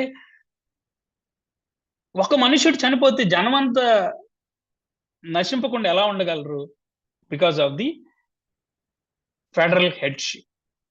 ఆ జాతి అంతటి కొరకు ప్రభు గురించి ఆలోచిస్తున్నాడు. ఒకవేళ మనం ఇక్కడ కాంటెక్స్ట్ ఆలోచన చేస్తే, లాజరు తిరిగి లేచాడు, చనిపోయిన లాజరు తిరిగి బ్రతికాడు. ఇప్పుడు ఫర్దర్ గా మాట్లాడుతున్నాడు తనంతట తానే. అంటే ఇది కైపా చెప్తున్నాడు. యాక్చువల్గా ఇది కైపా ప్రధాన యాజకుడు చెప్తా ఉన్నాడు ఏంటంటే, తనంతట తానే ఇలా చెప్పలేదు, కానీ ఆ సంవత్సరం ప్రధాన యాజకుడై కైఫా ఈ మాట అన్నాడు. యేసు ఆ జనము కొరకు మాత్రమే గాక చెదిరిపోయిన దేవుని పిల్లలను ఏకంగా సమకూర్చుంటకు చావనై ఉన్నాడని ప్రవచించాను. అంటే ఇది యేసు క్రీస్తు ప్రభు వారు ఫెడరల్ హెడ్షిప్ ద్వారా ప్రాతినిధ్యము, లేకపోతే బదులుగా మరణించాడు, ఈ మాటల గురించి మాట్లాడుతున్నాడు. సో ఇది మనకు అర్థమైతే, నేను ఫైనల్ గా ఆపాదించబడిన పాపం గురించి చాలా ప్రశ్నలు రావచ్చు మనకు ఇప్పుడు. కానీ నేనేమంటే, మనము యేసుక్రీస్తు ప్రభు వారి ద్వారా పొందిన ఆపాదన, నీతి ఆపాదించబడటం గురించి ఆలోచించిన తర్వాతనే ఆదాములో ఆపాదించబడిన దాని గురించి ఆలోచించడం జరుగుతూ వస్తుంది. సో ఈ గ్రంథకర్త కూడా ప్రజెంట్ చేస్తున్నప్పుడు, యేసుక్రీస్తు ప్రభు వారి ద్వారా మనకు నీతి ఆపాదించబడింది ఎట్లా అప్లై అవుతుందనంటే, ఒకప్పుడు ఇలా జరిగింది అని చెప్తా ఉన్నాడు. సో ఆయన నీతి ఆపాదించబడటం అనేది ముందు పెట్టుకొని తర్వాత మనం ఆలోచన చేస్తే విషయాలన్నీ చాలా ప్రాపర్ గా అర్థమవుతాయి. సో తర్వాత ఉన్నటువంటి one of the key concepts ఏంటంటే, మూల పాపంతో మానవునికి ఉన్న సంబంధంలో సంక్రమించిన పాపం, inherited sin.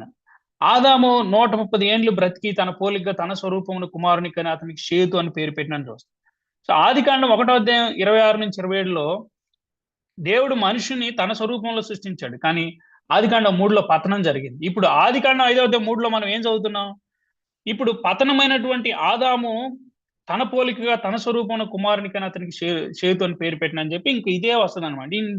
In his image and likeness అని వస్తుంది. పోలిక, స్వరూపము, అవి రెండు జంట పదాలు అన్నమాట. అయితే ఇది పతనానంతరం ఉన్నటువంటి వంశావళి. ఆదాము తన పోలికగా తన స్వరూపమును కుమారునికి అన్నాడు. అంటే తన పోలిక తన స్వరూపం అంటే ఏంటి?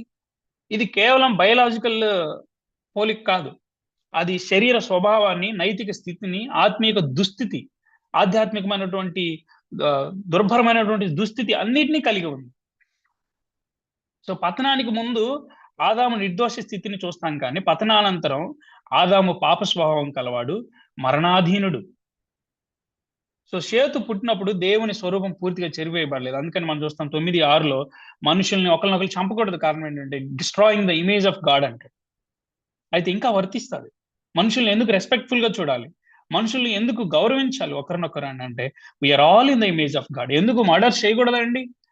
ఎందుకు చేయకూడదు నరహత్యలు అంటే, we should not destroy the image of God. దేవుని యొక్క పోలిక, దేవుని యొక్క స్వరూపాన్ని మనము చెరిపివేయకూడదు, మనము తొలగించకూడదు అనేదన్నమాట.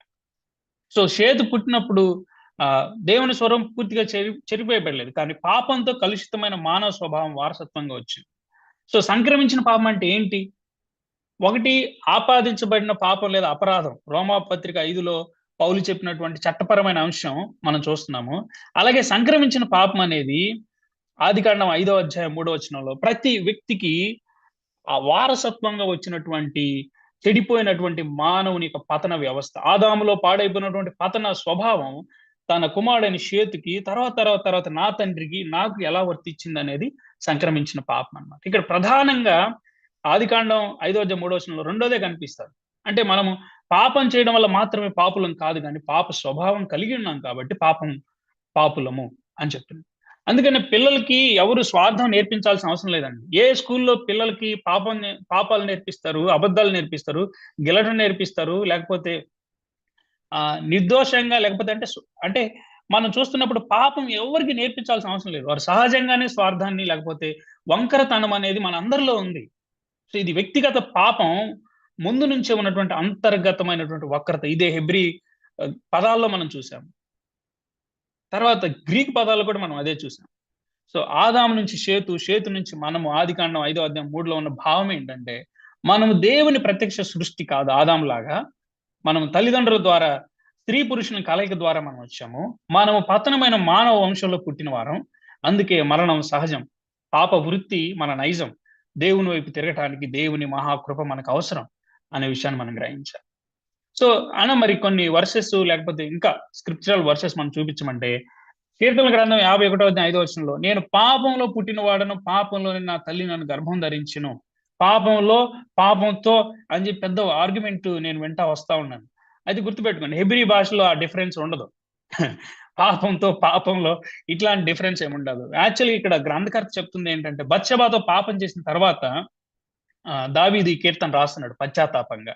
సో, దావీదు తన పాపాన్ని మాత్రమే కాదు, తన అంతరంగ స్థితిని ఒప్పుకున్నాడు. హెబ్రీ భాషలో ఉన్నటువంటి సుమారు 4, 5 హెబ్రీ పదాలు ఈ కీర్తనలో ఉన్నాయి. ఇక్కడ వాడబడిన పదం ఏంటంటే, నేను నా అంతరంగ స్వభావాన్ని గురించి మాట్లాడుతున్నటువంటి మాట అన్నమాట. సో, దావీదు నా తల్లి పాపం చేసింది, అందుకని అని నేను పుట్టానని చెప్పడం లేదు. కానీ పాపం నా జీవితంలో కేవలం ఎప్పుడో ఒక జరిగిన నా క్రియాపూర్వకమైన ఒక సంఘటన కాదు ప్రభువా. అది నా స్వభావం. అది నా జననం నుంచే ఉన్న స్థితి అని చెప్తున్నాడన్నమాట. సో, ఎఫెసీ పత్రిక 2వ అధ్యాయం 3వ వచనంలో ఇంకా మనం చూస్తే, వారితో కలిసి మనమందరమును శరీరమేపి, మనస్సు ఎక్కి కోరికలు నెరవేర్చుకొనుచు, మన శరీరాలను అనుసరించి మునుపు ప్రవర్తించుచు, కడమ వారి వలనే స్వభావ సిద్ధంగా దైవోగ్రతకు పాత్రులమై ఉంటిమి అన్నాడు. అంటే పౌలు ఇక్కడ విశ్వాసులకు వారి గత స్థితి గురించి గుర్తు చేస్తా ఉన్నాడు. అందుకని అన్నాడు, మీ అపరాధముల చేతను, పాపముల చేతను మీరు చచ్చిన వారై ఉండగా, ఆయన మిమ్మల్ని క్రీస్తుతో కూడా బ్రతికించి నన్ను ప్రారంభించి కొనసాగిస్తున్నాడు. ఏమంటున్నాడు? స్వభావ సిద్ధంగా బై నేచర్ అనేది పాపం మనం దైవోగ్రతకు పాత్రులుగా మనం పాపం చేయడం వల్ల దైవోగ్రతకు పాత్రులుగా కాలేదు గానీ, స్వభావపరంగా పాప స్థితిలో ఉన్నాం కాబట్టి, మనము చట్టపరంగా పాప దేవుని ఉగ్రతకు పాత్రులమయ్యాము. ఇది సంక్రమించిన పాపానికి స్పష్టమైన మద్దతుగా మనం చూస్తాం. ఇక్కడ పౌలు చెప్పేది పాపం కేవలం బాహ్య ప్రవర్తన కాదండి. బహిరంగంగా కనిపించేది మాత్రమే కాదు, క్రియాపూర్వకమైనది మాత్రమే కాదు, అంతరంగ స్వభావం అది అని చెప్తున్నాడు. మరి ఇర్మీయా గ్రంథం 17వ అధ్యాయం 9వ వచనంలో, హృదయం అన్నిటికంటే మోసకరమైనది, అది ఘోరమైన వ్యాధి కలది, దాన్ని గ్రహింపగల వాడెవడు అన్నాడు. యూదా ప్రజలు దేవుని విడిచిపెట్టి విగ్రహారాధనలో పడిపోయి చాలా దారుణంగా ఉన్నారు. ఇప్పుడు ఇర్మీయా ఏం చెప్తా ఉన్నాడంటే, అసలు ఇంత దారుణమైన ప్రవర్తనకి కారణం ఎక్కడుంది? What is the source of this wretched behaviour అనంటే ఏమంటున్నాడంటే, సమస్య కేవలం చెడ్డ నిర్ణయాలు కాదు, మోసపూరితమైన హృదయం అని చెప్తున్నాడు. సో, చెడిపోయిన హృదయం. ఇది చూపించేది బయట పాప క్రియల కంటే అంటే మానవుని హృదయం అన్నిటికంటే మోసకరమైనది అంటున్నప్పుడు, ఇదేదో బహిరంగంగా లేకపోతే బాహ్య సంబంధమైన క్రియల గురించి కాదు గానీ, అంతరంగంలో ఉన్నటువంటి దోష స్వభావాన్ని గురించి. ప్రతి మానవుడు తన వారసత్వంగా సంతరించుకున్నటువంటి పాప స్వభావాన్ని గురించి. సో, మత్తయి సువార్త 7వ అధ్యాయం 17-18 వచనాల్లో ఈ మాటలు యాక్చువల్‌గా పాప స్వభావం అంటే పాపాన్ని గురించినటువంటి మాటలు కాదు. ఇవి వేరే కాంటెక్స్ట్‌లో ప్రభువు మాట్లాడుతున్నాడు. ఏంటంటే, యేసుక్రీస్తు ప్రభువారు కొండ మీద ప్రసంగంలో తప్పుడు ప్రవక్తల గురించి చెప్తున్నాడు. వాళ్ళెందుకు తప్పుగా చెప్తారనంటే, వాళ్ళ రూట్స్ తప్పుగా ఉన్నాయి, వాళ్ళ ఉద్దేశాలు తప్పుగా ఉన్నాయి, వాళ్ళ ఆలోచనలు తప్పుగా ఉన్నాయి అంటాడు. అంటే ఫలములు దాని స్వభావాన్ని బహిర్గతం చేస్తాయని ప్రభువు బోధిస్తున్నాడు. అంటే ఫలాన్ని చూసి దాని గురించి మనం చెప్పొచ్చు అంటున్నాడు. అంటే ఈ చెడ్డ ఫలాలు రావడానికి ఫలాలు కారణం కాదు. ఫలాలలో ఏదో అయిపోయిందని కాదు గానీ, చెట్టు స్వభావమే కారణం అంటున్నాడు. సో, మనం పాపం చేస్తామనే కారణంగా పాపులు కాదు. మనం పాప స్వభావం ఉన్నవారం కాబట్టి పాపం చేస్తాం. సో, ఆపాదించబడిన పాపం, సంక్రమించబడిన పాపం, వ్యక్తిగత పాపం. ఆపాదించబడిన పాపం. ఆదాము చేసిన ఒకే పాపం అతని శిరసత్వం ద్వారా ప్రతి మానవునికి నేరుగా లెక్కించబడింది. ఆదామునందు మన స్థితిని దోషిగా మనందరం దేవుని ఎదుట కండెమ్డ్, ఉగ్రతకు పాత్రులుగా నిలబడ్డాం. సో, న్యాయ స్థితికి సంబంధించింది. మన సమస్య మొదట మన ప్రవర్తన కాదు, మన ప్రతినిధి ఆదాం చేసిన పాప. సో దీనివల్ల ఏమంటే పాప శిక్షలోకి వచ్చాం. సంక్రమించిన పాపం మూలంగా ఏమైంది? ఆదాం పతనాంతరం వచ్చినటువంటి పాప స్వభావం తరం వెంబడి తరం తల్లిదండ్రుల ద్వారా మనకు సంక్రమించింది. పాపం చేయడాన్ని బట్టి కాదు, పాపులమై ఉన్నాం కాబట్టి మనం పాపం చేస్తామనే విషయం దీన్ని బట్టి మనకు అర్థం. అంటే మన స్వభావం ఎలాంటిదంటే పాపం చేస్తాము, పాపం చేయకుండా ఉండలేము. సో పాపం చేస్తాం అనేది వ్యక్తిగత పాపం, క్రియాపూర్వకంగా మనం చూస్తున్నాం. అయితే పాపం చేస్తాం, పాపం చేయకుండా ఉండలేము. అది మొదటి ఆదాంలో ఉన్నటువంటి విషయం. కానీ కడపటి ఆదాంలో మనం చూస్తా వస్తాం. కడపటి ఆదాంలో ఏముందో మనం చూస్తాం. సో ఇది అంటే డీటెయిల్డ్ గా మనం చూస్తా వచ్చాము. మనం ఏం చూసామంటే ఇప్పుడు దాకా మనం ఏం చూసామంటే బైబిల్ బోధ మనం చూసాం. ఇప్పుడు సంఘ చరిత్రలో ఎలా ఉంది ఎప్పుడైనా గుర్తుపెట్టుకొని, చాలా సార్లు ఏం చేస్తారంటే చాలా మంది చరిత్రలో నుంచి వాళ్ళు ఇలా చెప్పారు, వీళ్ళు అలా చెప్పారు అని చెప్పి చూపించడానికి ట్రై చేస్తారు. కానీ అది చాలా రాంగ్ థింగ్. ప్రాథమికంగా మనకి స్క్రిప్చరల్ టీచింగ్ ఏంటనేది అర్థం అవ్వాలి. దాని తర్వాత ఎవరేం చెప్పారు అనేది సెకండరీ అన్నమాట. సో ఇప్పుడు క్రైస్తవ సంఘం గురించి మనం మాట్లాడితే అపోస్తలుల బోధ క్రీస్తు శకం 100 వరకు, నేను పోయిన వారం మా క్లాస్లో డిటిఎస్ లో డిస్కస్ చేస్తున్నప్పుడు నాకు అంటే ఒక ఆర్గ్యుమెంట్ ఉండే, ఏంటి, కొత్త నిబంధన మొత్తం కూడా 300 సంవత్సరం కల్లా 66 గ్రంథాలు ఫైనలైజ్ అయినాయి. అంటే 27 గ్రంథాలు, అలాగే 39 ప్లస్ 66 మొత్తం ఫైనలైజ్ అయ్యాయి. కానీ చర్చ్ హిస్టరీలో మొత్తం చదువుతున్నప్పుడు క్లియర్ గా అర్థమైంది ఏంటంటే క్రీస్తు శకం 100 లోపే 27 గ్రంథాలు కూడా పూర్తయి 27 గ్రంథాలు కూడా కానాన్ గా, అంటే ఈ ప్రామాణికమైనటువంటి గ్రంథాలుగా అంగీకరించబడ్డాయి. సో అందుకని అపోస్తలుల బోధ అంటున్నప్పుడు దేవుని 66 గ్రంథాల సారంలో నుంచి మాత్రమే మనం మాట్లాడుతాం అన్నమాట. సో క్రీస్తు శకం 100 వరకు ఏం జరిగిందంటే, పాపం అంటే దేవునితో విరోధమైన సంబంధం, పాపం ఆదాము ద్వారా లోకంలోకి ప్రవేశించింది. మోసం అంటే పాపం వ్యక్తిగత క్రియ మాత్రమే కాదు, మానవుని భ్రష్ట స్థితి, డిప్రావిటీ ఆఫ్ హ్యుమానిటీ అంటారు. అంటే మానవుని యొక్క సంపూర్ణ భ్రష్ట స్థితి అనేది అన్నమాట. సో రోమపత్రిక 3వ అధ్యాయం 9 నుంచి 23 వచనాలు, కొరింథీయులకు రాసిన పత్రిక మొదటి పత్రిక, ఎఫెసీ, ఆదికాండం 6వ అధ్యాయం. ఈ దశలో ఒరిజినల్ సిన్ మూల పాపం అనే పదం లేదు, కానీ సారాంశం మాత్రం స్పష్టంగా ఉంది. తర్వాత ఏం జరిగింది? 200 నుంచి 400 మధ్యలో ఇరేనియస్, టెర్చులియను, ఓరిజన్. ఆదాము పతనం వల్ల మరణం, భ్రష్టత్వం వచ్చింది, కానీ మనిషికి ఇంకా ఎంపిక సామర్థ్యం ఉంది. పాపాన్ని ఎక్కువగా ఒక వ్యాధిలాగా చూశారు. అదొక డిసీజ్, ఒక కరప్షన్ స్టార్ట్ అయింది, ఆ కరప్షన్ కొనసాగుతుంది అనేది. అంటే ఎవరు వ్యతిరేకించలేదు 400 సంవత్సరం వరకు కూడా. సో ఈ దశలో పాపం అంటే బలహీనత అని నమ్మారు. అయితే పూర్తి న్యాయపరమైన అపరాధ భావన ఇంకా అభివృద్ధి కాలేదు. అంటే మనం ఈ పదాలు చెప్పుకుంటాం కదా, ఇన్హెరిటెడ్ సిన్, ఇంప్యూటెడ్ సిన్, ఈ మాటలని చెప్పుకుంటాం కదా, ఈ పదాలు అప్పుడు లేవు. అంటే ఒక పూర్తిగా ఈ పదాలు, ఈ స్ట్రక్చర్ ఇంకా రాలే. కానీ 400 to 500 ఏడీలో అగస్టీన్ అలాగే ఇంకొక వ్యక్తి మధ్యలో జరిగినటువంటి ఒక కన్వర్జేషన్ సంఘ చరిత్రను కుదిపేసింది. హిప్పోకి చెందిన అగస్టీన్ మూల పాపను వ్యవస్థిత సిద్ధాంతంగా రూపొందింది. ఇప్పుడు ఫామ్ అయింది ఏంటి? Imputed sin, inherited sin, personal sin అనే పదాలు ఇవన్నీ కూడా ఇక్కడ ఫామ్ అయ్యాయి. ఈ సెంచరీస్ లో ఫామ్ అయ్యాయి అన్నమాట. ఆదాము పాపం మనకు ఆపాదించబడింది, మన స్వభావం పూర్తిగా పతనమైందని చెప్పి ఒక ఫార్మల్ గా డాక్ట్రిన్ అనేది ఒకటి ఫ్రేమ్ అయింది అనమాట. ఏంటి? ఎవరు వ్యతిరేకించలేదు. కానీ అదే సమయంలో ఇంకొక అతను అన్నాడు, పెలాజియస్ అని. అతను ఏమంటాడంటే మనిషి పాపం చేయకుండానే జీవించగలడు అన్నాడు. పాపం కేవలం చెడు అలవాటు మాత్రమే, అలాగే దేవుని కృప అనేది ఒక సహాయం, ఒక క్యాటలిస్ట్ లాంటిది, ఒక సహాయం మాత్రమే అనుకున్నాడు. ఈ బోధ సంఘాన్ని కుదిపేసింది. ఈ పెలాజియస్ గురించి డిస్కస్ చేయడానికి సంఘం అంతా చేరొచ్చింది. సంఘం అంతా అంటే ఇప్పుడు మనం క్రూసేడ్లు అది ఇది అని పెట్టుకుంటున్నాం కదా, అప్పుడు ఉండేవి. కానీ అప్పుడు ఎలా ఉండేదంటే ఒక డాక్టరీని గురించి దేవుని వాక్యం అంతా ఏం చెప్తుంది అని చెప్పి డిస్కస్ చేయడానికి, దుర్బోధలు వచ్చిన ప్రతిసారి డిస్కస్ చేయడానికి వచ్చేవాళ్ళు. సో అట్లాగా సంఘం ఒక నిర్ణయం తీసుకుంది ఏంటంటే పెలాజియస్ చెప్తుంది లేఖనాల వక్రీకరణగా, దుర్బోధగా పరిగణించబడింది. అగస్టీనియన్ దృష్టి అంటే అగస్టిన్ చెప్పినటువంటి, హిప్పోకి చెందిన అగస్టిన్ చెప్పింది ఏదైతుందో అది స్క్రిప్చరల్, అది కొనసాగించాలి, అదే వాక్య సత్యం అని చెప్పారు. సో ఈ దశలో ఈ 400 to 500 సెంచరీలో మూల పాపం, మానవుని భ్రష్టత్వం, కృపాధారితంగా రక్షణ సిద్ధాంతాలు స్పష్టంగా రూపుదిద్దుకున్నాయి. ఇదన్నమాట. సో అపోస్తలులు గాని, సంఘపితరులు గాని 400 సంవత్సరం వరకు ఎప్పుడు మూల పాపం అనే విషయాన్ని, అంటే ఆ సమ్మరీని ఎప్పుడు రిజెక్ట్ చేయలేదు. కానీ పెలాజియస్ అనే అతను వచ్చాడు, అతను చెప్పడం స్టార్ట్ చేశాడు. అయితే దాన్ని సంఘం ఏమన్నదంటే దాన్ని దుర్బోధ అని పరిగణించింది. సో ఇది గుర్తుపెట్టుకోండి. సో ముందుకెళ్తే 6 to 15 6 నుంచి 1500 సంవత్సరాల్లో మూల పాపం ఒప్పుకున్నారు. కానీ తార్కిక అలాగే మంచిని ఎంచుకునే స్వచిత్త సామర్థ్యం ఉందని భావించి దేవుని కృపకి మానవుని క్రియలు తోడయి రక్షణ పొందొచ్చు. ఇక్కడ పాపం గురించి కాదు, రక్షణ గురించి ప్రాబ్లం వచ్చింది. రక్షణ ఏమంటారంటే క్రియల ద్వారా రక్షణ పొందొచ్చు అని చెప్పి థామస్ అక్వినస్ ఇలాంటి వాళ్ళు వచ్చినారు.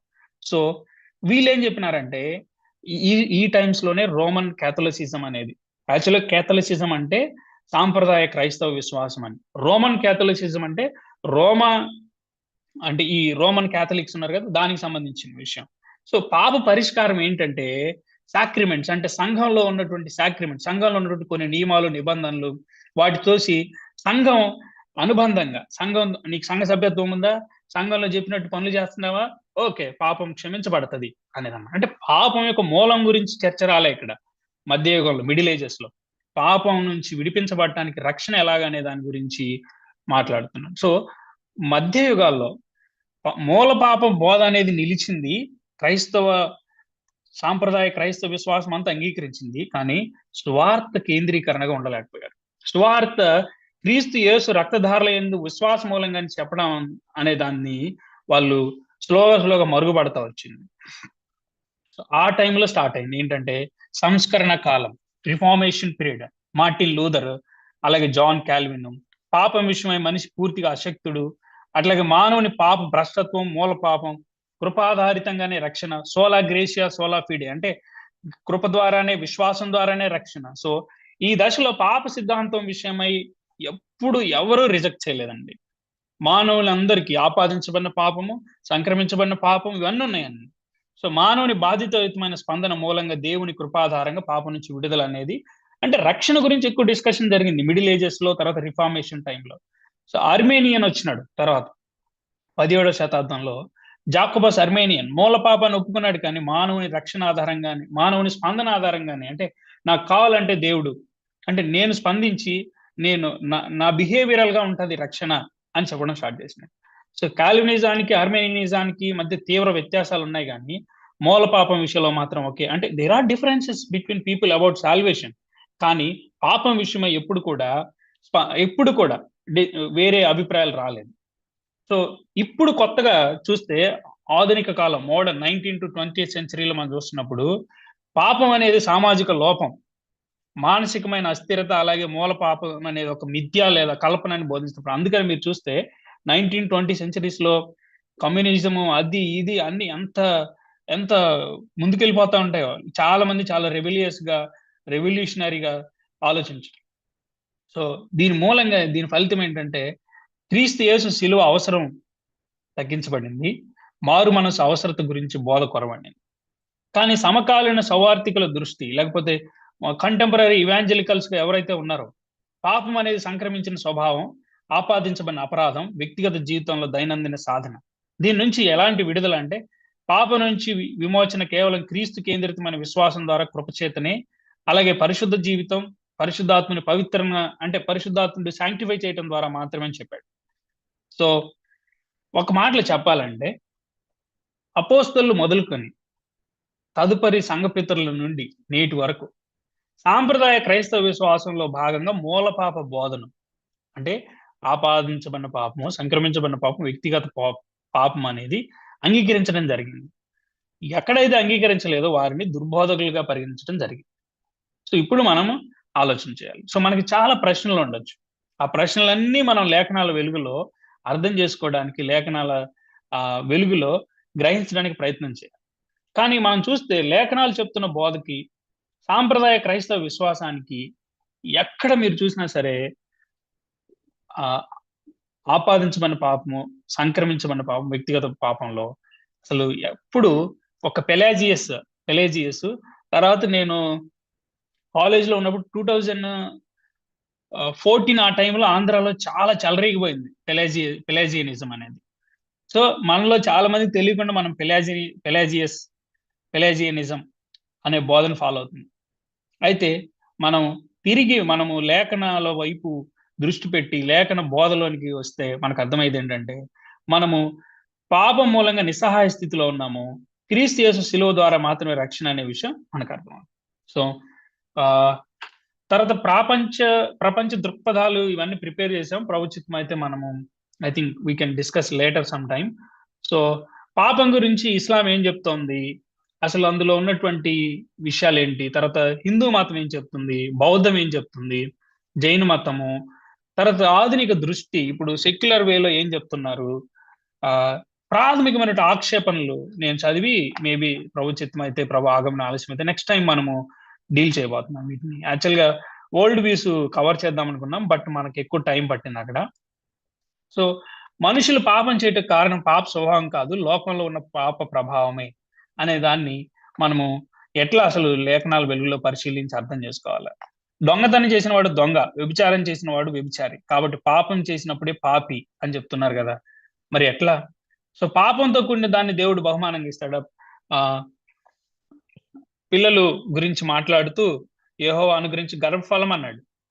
సో అది ఎట్లా అర్థం చేసుకోవాలి? అంటే ఒకవేళ పిల్లలు పాప స్వభావంతోటి పుడితే, అంటే పాపాన్ని దేవుడు బహుమానంగా ఇస్తున్నట్ట? సో పాపిగా దేవుడు నరులను నిర్మించలేదు. దేవుడు నరులను యథార్థవంతులుగా చేశానన్నాడు. అంటే మరి మనం ఎందుకు అంటున్నాము మానవుడు పాప స్వభావంలో ఉన్నాడని? తర్వాత మనం ఆలోచన చేస్తే, దేవుడు మనల్ని పాపులుగా పుట్టిస్తున్నాడని చెప్పడం ఎంత భయంకరమైన బోధ! దేవుడే పాపానికి కర్త అని మీ ఉద్దేశమా? పాప స్వభావం కారణంగా పాపం చేస్తున్నామని చెప్పడం, మానవుడు తన బాధ్యతను విస్మరించడానికి తావిస్తుంది కాదా? నేను పాపం చేయడం నా తప్పు కాదని, నా స్వభావానుగుణంగా నేను ప్రవర్తిస్తున్నానని బుకాయించాలి ఈ సిద్ధాంతం అనేకుల హృదయాలను కఠినపరచదా? మానవుడు పాప నైజాన్ని కలిగి ఉన్నాడని, క్రియలేవి చేయకముందు అతడు పాపి అని బైబిల్‌లో ఎక్కడుంది? ఈ రె ఇవన్నీ చాలా మంచి ప్రశ్నలు. సో మానవులు పాప స్వభావం కలిగి పుడతారన్నది నిజమైతే, మానవుడిగా పుట్టిన యేసు ప్రభు కూడా పాప స్వభావాన్ని కలిగి ఉన్నాడా? ప్రతివాడు శోధింపబడడానికి తనలో ఉన్న దురాశ కారణమని ఉంది. యాకోబు పత్రిక 1 అధ్యాయం 13-14 వచనాలు. యేసుక్రీస్తు అన్ని విషయాల్లో మన వల్లనే శోధించబడ్డాడని హెబ్రీ పత్రిక 4 అధ్యాయం 15 వచనంలో ఉంది. మరి మన వల్లే శోధింపబడాలంటే ఆయనలో కూడా స్వకీయమైన దురాశ ఉండి తీరాలి కదా! సో యేసు ప్రభు పాపం చేయలేడని చెప్పడం కంటే, చేయగలడు కానీ చేయకుండా పాపాన్ని జయించాడని చెప్పడం సబబు కదా! పాపం చేయలేని వాడు శోధింపబడడంలో గొప్పతనం ఏముంది? మనలా పాపానికి ఆకర్షితమయ్యే ప్రవృత్తి కలిగి ఉండి కూడా దాన్ని జయిస్తే యేసు మనకు మాదిరి అవ్వగలడు. అలా కాకుండా పాపానికి అతీతుడై ఉంటే ఆయనలో మనం పాపాన్ని జయించడం ఎలా సాధ్యం? అసలు ఇంకో ప్రశ్న ఏంటంటే, జన్మ పాప సిద్ధాంతం తెలుసుకోకపోతే వచ్చే నష్టం ఏంటి అనేది. సో కొన్ని క్వెషన్స్ లాస్ట్ వీక్ అడిగినవి అవి కూడా ఇంక్లూడ్ చేసాం మనం. యోబు 31, 33, హోషేయ గ్రంథం 6వ అధ్యాయం 7వ వచనం, వచనాల సందర్భం, దాని అర్థం ఏంటి? పాపానికి జీతం మరణం అని ఉంది కదా! అది ఫిజికల్ డెత్ అయితే మనం ఎప్పుడో మరణించాలి కదా! పాపానికి శిక్ష ఆత్మీయులకి ఎలా ఉంటది? ఇప్పుడు ఆదాములో మరణం వచ్చింది, క్రీస్తులో జీవం వచ్చిందంటున్నాం. మరి మన మీద మరణం ఎందుకు ఏలుతుంది? ఎందుకు విశ్వాసులు చనిపోతున్నారు? సో పాపం అంటే ఏంటి? ఆజ్ఞాతిక్రమమే కదా! అసలు ఆజ్ఞాతిక్రమం అంటే అది క్రియాపూర్వకమైనది కదా! కానీ మీరెందుకు వంకర స్వభావం అంటున్నారు? జన్మపాపం అంటే పుట్టుకతోనే పాపం చేయడమా? లేకపోతే పాపం ఎప్పుడు ఆరోపించబడుతుంది? పాపం చేసినప్పుడు మాత్రమే అన్నట్టుంది కదా! మరి ఎట్లా మనం మీరు చెప్తారు దానికి? పసిపిల్లలకి జన్మ పాపం ఉందా? ఆజ్ఞ తెలియని పిల్లలకి పాపం ఎలా? తల్లిదండ్రుల పాపం పిల్లలకు వర్తిస్తుందా? తండ్రి పాపం కుమారుడికి వర్తిస్తుందా? యెహెజ్కేలు గ్రంథం 18:20లో అలా లేదే. పాపంలో పుట్టాను కీర్తనలో 51:5లో ఉంటే విత్ అంటే పాపంతో కాదు పాపంలో అనుంది గాని మీరెందుకు అలా మాట్లాడుతున్నారంటాడు. సో పుట్టుకతో వికలాంగులుగా పుట్టడం జన్మ పాప కారణమా? మరణం మరణం జన్మ పాపం వలన. జన్మ పాపం ఉంటే క్రీస్తు ఎలా పాపరహితుడు? DNA ద్వారా పాపం వస్తే క్రీస్తు కూడా పాపి కాదా? జన్మ పాపం అనే పదమే లేదు బైబిల్‌లో, మీరెందుకు చెప్తున్నారు? చివరగా అన్న ఇంపార్టెంట్ క్వెషన్ చివరిలో పెట్టావంటారు. కేవలం ఆపాదించబడిన పాపం మరియు పాప స్వభావం ఉన్నప్పటికీ వ్యక్తిగత పాపం చేయని పసిపిల్లలు మరణిస్తే వారి స్థితి ఏమిటి? వారు దేవుని యొద్దనే ఉంటారా? సో, ప్రభు చిత్తమైతే మనము ఈ క్వెషన్స్ అన్నీ రైట్ టైంలో మనం డీల్ చేద్దాం.